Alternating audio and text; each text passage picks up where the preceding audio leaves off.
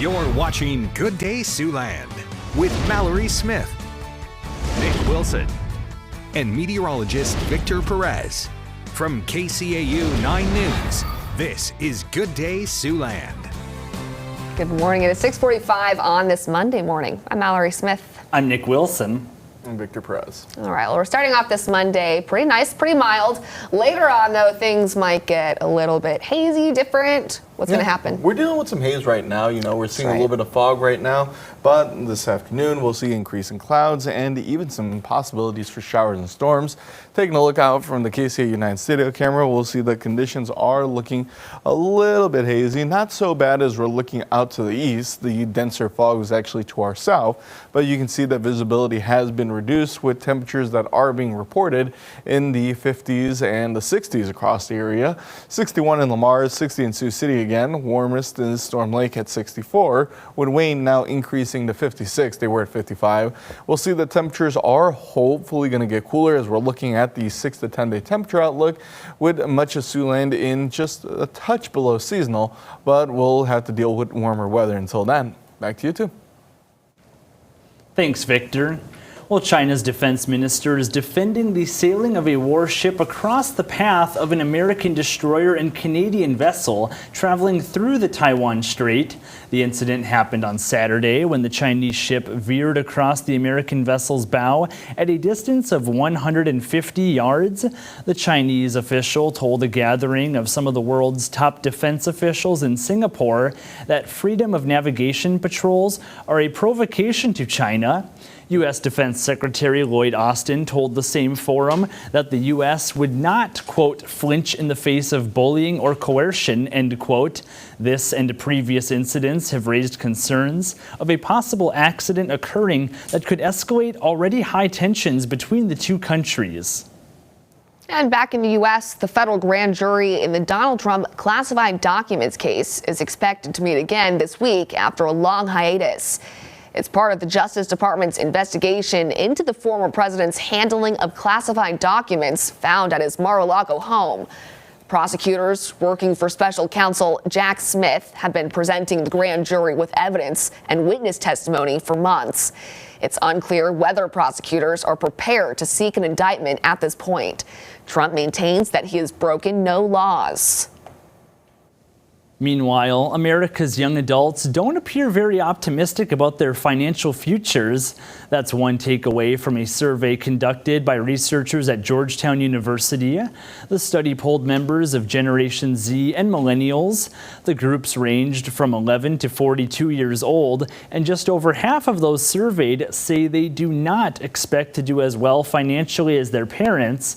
But a separate report from Automatic Data Processing Incorporated found that wages grew fastest for younger workers nationwide last year. Workers ages 16 to 24 saw 14.7% pay growth, while 25 to 34-year-olds saw 9.6% pay growth. And the report found that Gen Zers make an average of about $27,000 a year, while the average millennial makes about $54,000. And meanwhile, although the price of gasoline has remained stagnant for about a month, it could soon be back on the rise. That's as Saudi Arabia says it will reduce how much oil it sends to the global economy by 1 million barrels a day starting in July. The move aims to prop up the staggering price of crude oil after 2 previous cuts to supply by OPEC Plus producers failed to push prices higher. It comes as OPEC Plus had agreed to extend those earlier production cuts through next year. And in the meantime, gas prices are holding steady nationwide and in Siouxland. The national average price for a gallon of regular gas is down to $3.55, 3 cents less than it was both a week ago, and just a penny down from last month. In Iowa, drivers can expect to see an average price of $3.35 per gallon at the pump. Again, just 1 cent less than last month. That price rises to $3.44 in South Dakota and falls to $3.32 in Nebraska. On the bright side, gas prices per gallon are still more than $1 cheaper than they were at this time last year across the board. All right, well, Father's Day is around the corner, so KCAU-9 is teaming up with some sponsors to help recognize dads from around Siouxland with a Dad a Day. Every weekday morning through June 19th, we'll announce a winner right here on Good Day Siouxland. And on June 19th, we'll announce the winner of the grand prize, a Lazy Boy recliner from Everett's Furniture in South Sioux City. Today's prize winner is Stephanie Bowles of Sioux City and her dad, Kenny Bowles. They've won a $25 gift card to Mardo Brewing here in Sioux City, courtesy of Mardo Brewing. A big congratulations to Stephanie and Kenny. Yeah, there's still plenty of time for you to enter to win one of our other prizes. Just go to our website, siouxlandproud.com, click on A Dad a Day under the contest tab. And now it's time to meet today's Stray of the Day. Every day we share a pet picked up by Sioux City Animal Adoption Rescue who's waiting to go home. This is Kiwi, a 9 to 12-month-old female Siamese calico mixed kitten. She was found abandoned at the shelter just a few days ago with no microchip or other identification. The rescue says she's a shy and quiet cat who warms up quickly when shown affection. She is just a little timid until she gets to know you. Kiwi is available for adoption now. If you've lost your pet, if you're looking to adopt, or if you'd like to sponsor a pet for adoption, you can visit the rescue's website. That's at SiouxCityAnimalRescue.com. What a beautiful kitty cat. What a beautiful cat. I know her fur is white though, so I was gonna say she blends in with the snow, but we are not seeing any snow in the near future. We're seeing instead very, very hot temperatures. A lot of humidity for sure, not much snow. No, I actually did see in Vail they saw some snow over by. Really? I don't know where Vail's at actually. Do you know Vail, where? Colorado. Okay, there we go. Wow. But here, obviously not seeing that. We're seeing that it's going to be quiet with winds under 5 miles per hour for most of us. We'll see conditions that are expected to be a little bit quieter through the work week as winds will not be nearly as strong as last week. So we'll be dealing with some quiet breezes, which maybe are not as welcome with the warm weather still in effect across the area. With looping radar showing that it's a little bit clearer for the start of the day with cloud coverage starting to move in out from the northeast. Will continue to thicken throughout the daytime with some showers expected through the afternoon. They're very spotty as we see that they clear up through the overnight tonight heading into tomorrow morning.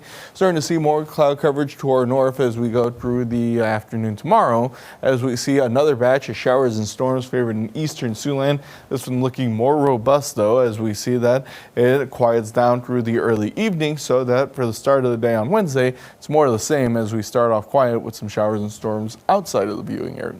Now rain accumulation looking pretty light as we go through the daytime today and into tomorrow. We'll see more increasing totals in eastern Siouxland, but still just a few tenths of an inch adding up here and there with temperatures rising up into the upper 80s and 90s, not only for today, but through tomorrow and on Wednesday as well. We'll see that the warm weather hopefully cools down a little bit through the weekend and next week though.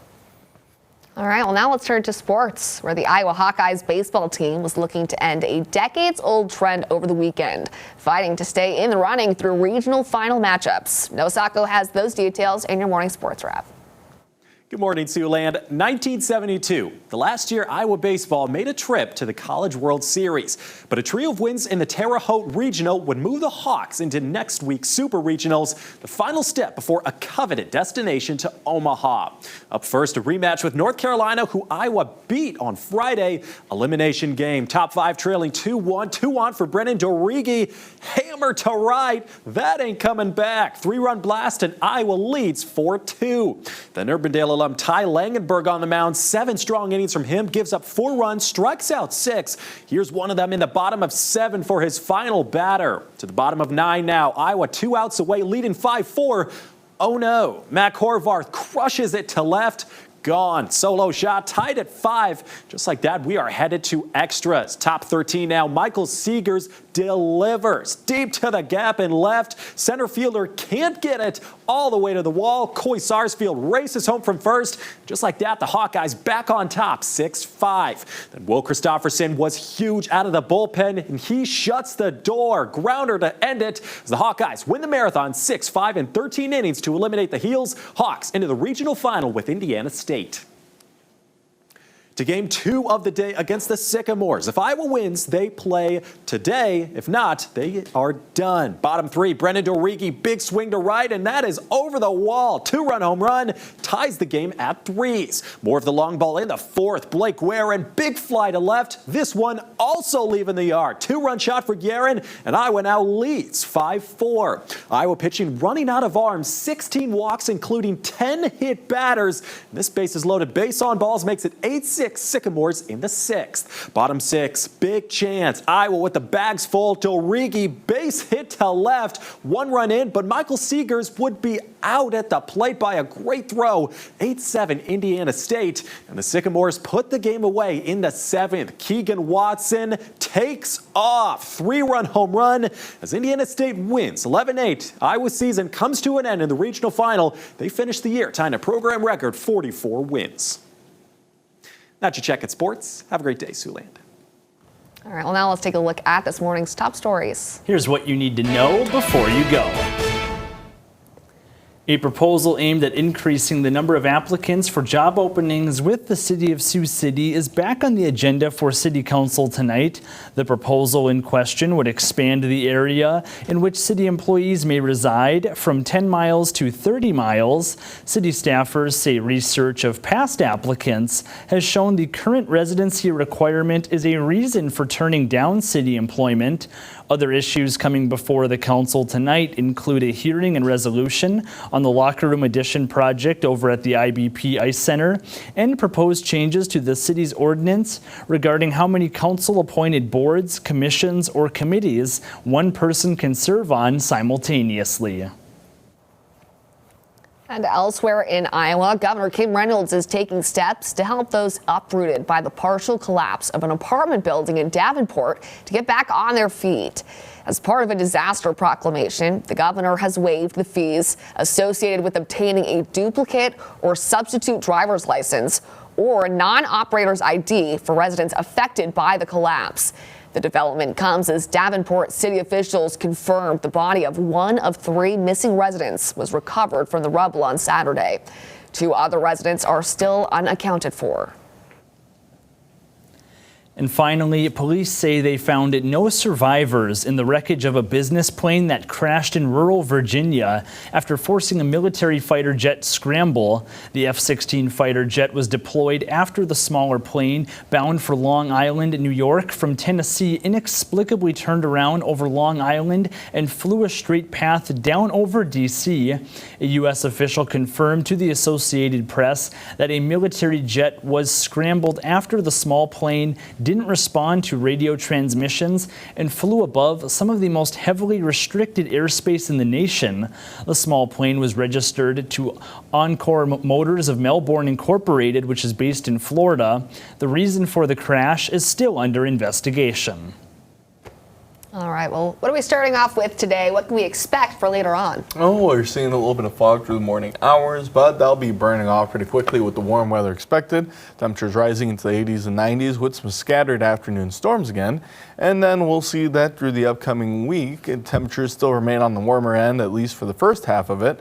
Looking through Wednesday, we see temperatures in the upper 80s and low 90s, and we see that temperatures begin to cool down after the frontal passage that leads to increased storm chances on Wednesday. We're seeing that Saturday brings along with it some showers and storm possibilities later on through the weekend with more consistently cool weather. So it's looking like maybe finally we can be seasonal instead of staying above seasonal, which is what we've had to deal with really for the last 2 weeks. Yeah, those mild 80s actually would be looking pretty nice. Compared to the high heat and high humidity we've had, yeah, we'll take the mild 80s at this point. I know, we've got 90s today and then tomorrow also. Well, we're forecasting some 90s, but not all of us will get there. There'll be some upper 80s, cooler units. That'll be nice to see after, what we've been seeing. Definitely. Well, thanks so much for watching and have a great rest of your morning.